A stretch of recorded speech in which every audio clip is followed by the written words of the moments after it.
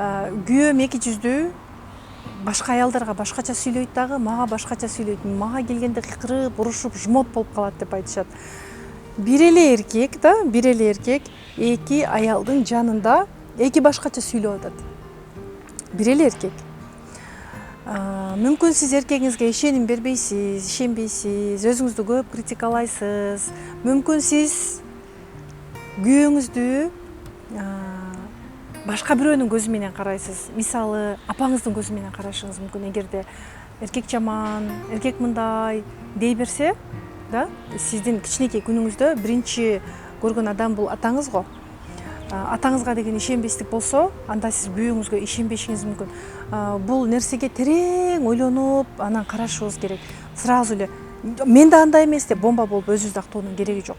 Байкап көрүңүзчү, башка эркектер менен кандай сүйлөшөсүз? Мындай ачылышып сүйлөшө аласызбы?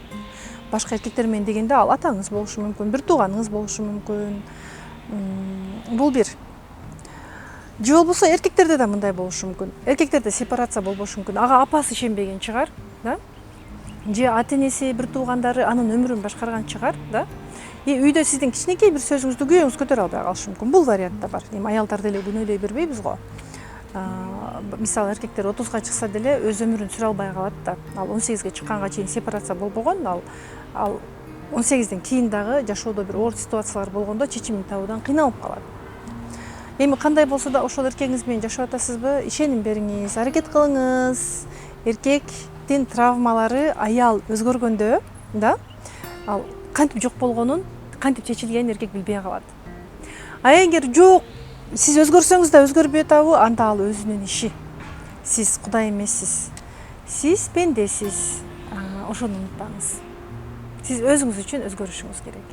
Аялдык бактыңыз үчүн күйөөңүзгө бере турган ишенимди берип, жылуу сөздү берип, төшөктө любовница болуп, кухняга киргенде хозяйка болуп, керек жерде королева болуп. Королева дегенде кандай? Мен королева эмес, королева деген бардык адамдарды жакшы билет, жакшы сүйлөшөт бардык адамдар менен.